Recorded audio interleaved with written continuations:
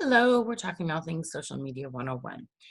Another skill that's really important to learn is how to add new friends in a very authentic way, in which you can also broaden your what we call your circle of influence. Your circle of influence are all the people you know from the different walks of life. A lot of times, many of those people will be somewhat connected, like 25 people you know from your kid's school, 25 people you know from church, 25 people you know from, when you're in high school. There's different groups of people you know. Many of those kind of run in similar circles.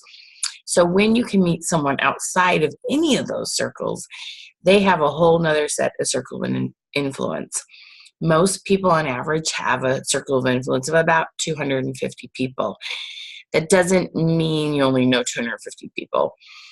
You definitely can add friends on Facebook or who are just acquaintances, but it's 250 people. Maybe, invite to a big thing like a wedding or something, okay?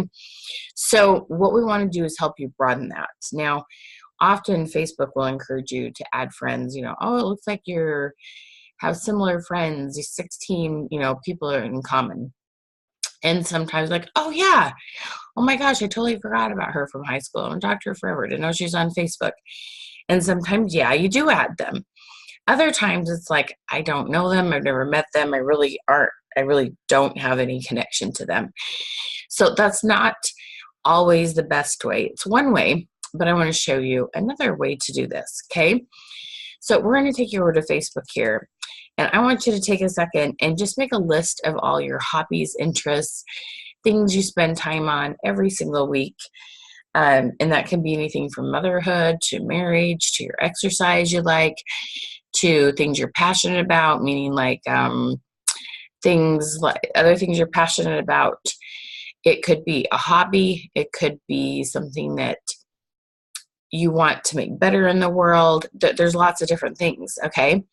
And you're just going, so I like to crochet. So I'm just going to put in crochet. And then you see this bar here? I want you to go across here and hit groups. Now I want you to keep it really open-ended, not too specific at first. So I just put in the word crochet and look, there's just oodles and oodles and oodles of groups I can join. Now I happen to like to crochet scarves. So let's just see what happens when we put in crochet scarf. So you can put in both crochet scarf and crochet scarves, okay? So Heart Hook Home Crochet Community, that group came up 62,000 members in a crochet group, okay? So it's really interesting to see all these different groups in here. Then you can also, so get a little more specific just to see it comes up.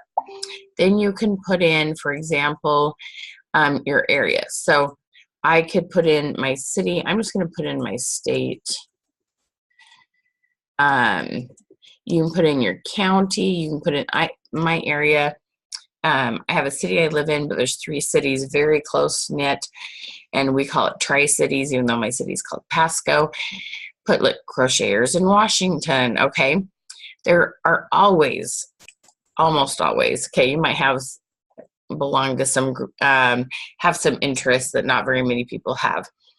But it is pretty surprising how many groups there are on here of many different interests. So then what you're going to do is you're going to join a bunch of those groups. And one of the things I suggest you do is add the admin as a friend, especially if the group has maybe about 1,000 people in it. Often she is friends, could be he, with a big chunk of those people when it's under 1,000. If it's got like 25,000, she's not going to be friends with all those people.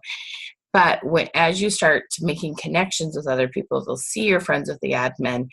Sometimes that puts a little more trust and they're more likely to add you as a friend. So then you want to go into the group and you want to start commenting on other people's posts.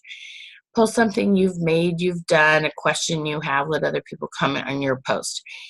And as you start having interactions with people, authentically add them as a friend because you started a connection, you started chatting.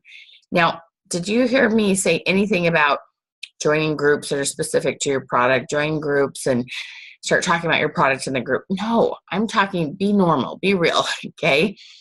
Make sure you are making new connections with people with similar interests. You may sell makeup, you have interest in horses and gardening, and your children happen to be really good at playing the violin, and you have ancestry from, let's say, a country like Germany, and okay, like all those things are great places to meet people who you have common interest in. They then become Facebook friends. You share a little bit about your business. They happen to like wear makeup too. And then you start that next conversation. But start it on common ground. Make it authentic. Now, this takes a little bit of time, but after you get about 2 weeks in, you start adding friends, continue to engage those groups. You're going to exit some of those groups if you see some are not real active, they're not doing much. But those that are active and you're being able to meet new people all the time, keep working in those groups, keep adding friends, and you'll find new customers all the time, but in an authentic way, and you'll really love how it feels. All right, good luck. Bye-bye.